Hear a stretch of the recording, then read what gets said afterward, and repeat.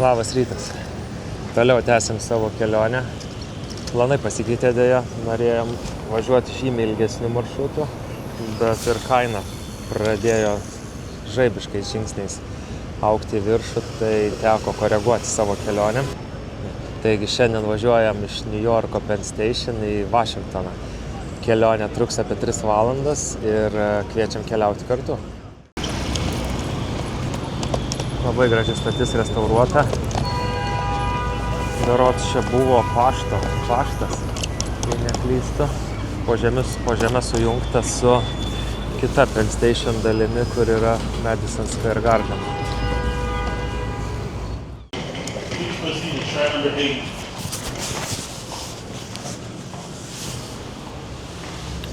Mūsų traukinys, tas Amtrakas, tai visada pirkom prieš keletą savaičių, bet vis keičia, vėluoja, atšaukinėja. Tai tikrai nėra tokie traukiniai punktualūs kaip Europoje. Čia viena iš naujausiai restauruotų New Yorko stočių. Šiek tiek senovinių elementų yra, tas metalinis sijas. Tai tikrai labai gražiai atrestauravo. O čia yra lounge'as, jeigu kažkada teks važiuoti ilgesniais maršrutais ir imsit miegamas vietas, į lounge kainą yra bilietas. Į bilieto kainą yra įskaičiuotas ir lounge'as. Tai įeina kažkiek alkoholinių lengvų gėrimų, maistas. Ir šiaip įdomus dalykas, jeigu imat miegamą vietą, tai ir pilnas maitinimas įskaičiuotas visos kelionės metu. Kadangi čia milijonai žmonių kiekvienais metais išvyksta iš šios stoties, tai čia pilna restoranų, kavinių, parduotuvėlių, vaistinių. Ir va, kaip ir sakiau, jos yra sujungtos. Čia naujasis pastatas, čia senasis ir po žeme vienas su kitas susieina.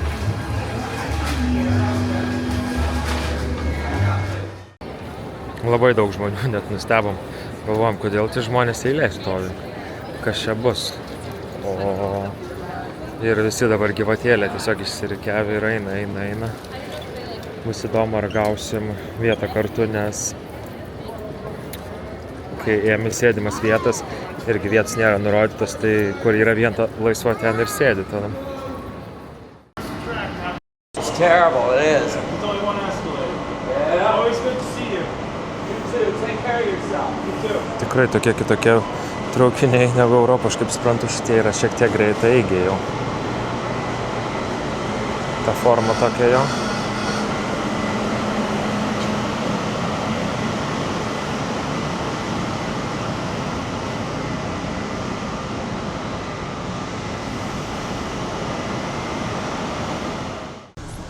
Vietos tai velniškai daug. Net ir dideli lagaminai telpa viršuje, aišku, ne tie, kur po 20 kg. Pasikrauti. Užkasti ir šiaip kompiuterį pasidėti. Sėdynės atsilošia. Tai vietos tikrai tokie foteliai, jau kaip čia grinai pasakė.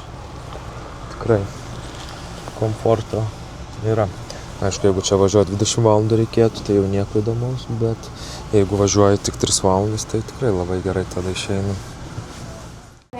Ladies and gentlemen, Northeast Regional Train 147. Our business class is located towards the rear of our train set today in the very last car.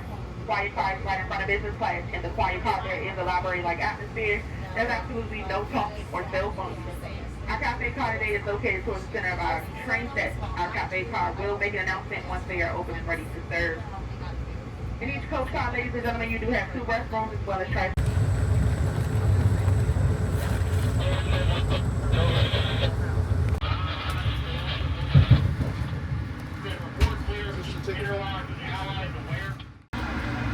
Na, kainos tai nėra labai draugiškos jau.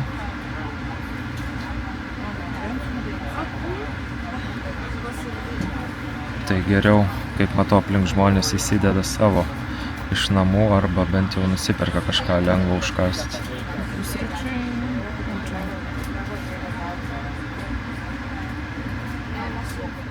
Ir va, kaip ir komentaruose ar video žmonės sakydavo, kad iš oro tiesiog va, traukinys sustoja ir neaišku, kada pajudėsi, ar už 5 minučių, ar už valandos, nes sako, va, priekyje yra kamštis. Europoje taip keistai suprasti, kaip gali būti kamštis traukiny.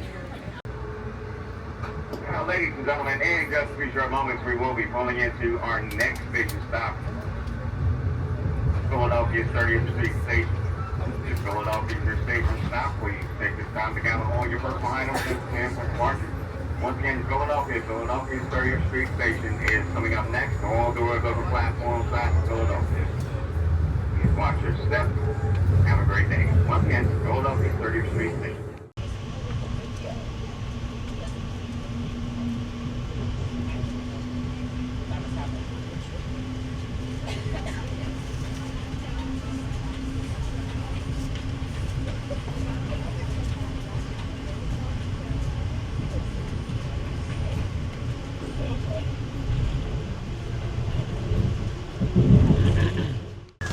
Toks įdomus dalykas atvykus į Filadelfiją.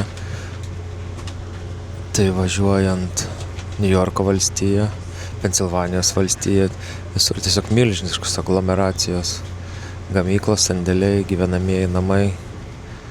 Tai atrodo, kad nėra laisvo ploto kažką naujo pastatyti toks. O pati Filadelfija tai tokia atrodė, kaip koks senas industrinis rajonas, pakeliu apleistos gamyklos. Dabar, aišku, metalo pramonės nebėra, nei su laivais kažką jie daug užsiminėja, bet vis tiek toks jaučiasi kažkoks paveldas.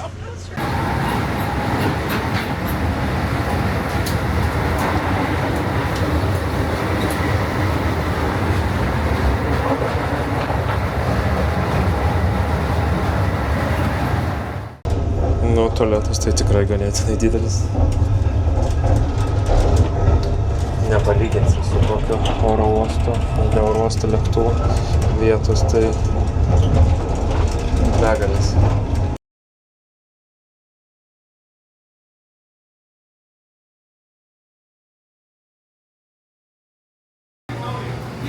Taigi, atvykome į Vašingtoną. Kol kas stotis nieko įspūdingo. Keleivių labai daug. Kaip centrinė Vašingtono stotis, tai tikrai nieko įspūdingo. Ir dydis toks visai nedidelis. Bet sėkmingai atvykom, jokių sustojimų ilgų nieko, tai viskas labai normaliai. O iš tiesų apgavau. Ta pirmoji salė buvo tik tai įėjimo, kai atvažiuoji, o iš tikro taip senoviškai padaryta, kaip kokių Romos laikų netgi. Jo, atsiemu savo žodžius. Tikrai labai gražiai atrodo.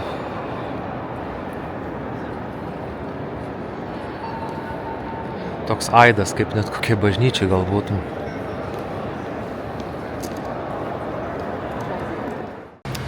Taigi, kaip ir kiekvienam mieste, kai naudojamės metro, reikia nusipirkti to miesto metro kortelę. $2. Tada įsivesti reikės sumą, kiek norit, ir važiuojam toliau.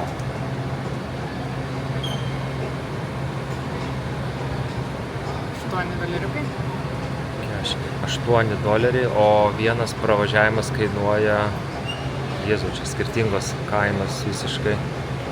Tiesiog bandykim įsidėti turbūt kokią $10 ir žiūrėsim, kiek mums čia užteks.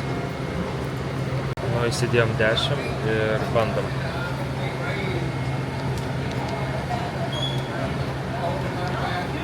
Total purchase. 12. Tu už kortelę. Ja, tu už kortelę gaunasi ir 10 bus papildyta. Tai 3 kartus turėtume pravažiuoti.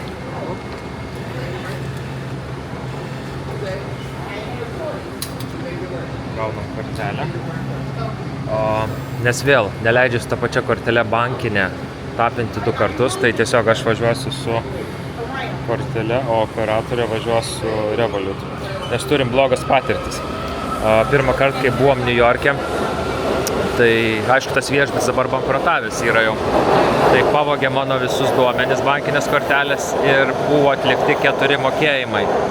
Tai Tikėkime, kad daugiau tai nepasikartos, nes Revolut šiaip ir turi geresnės apsaugas nuo tokių dalykų.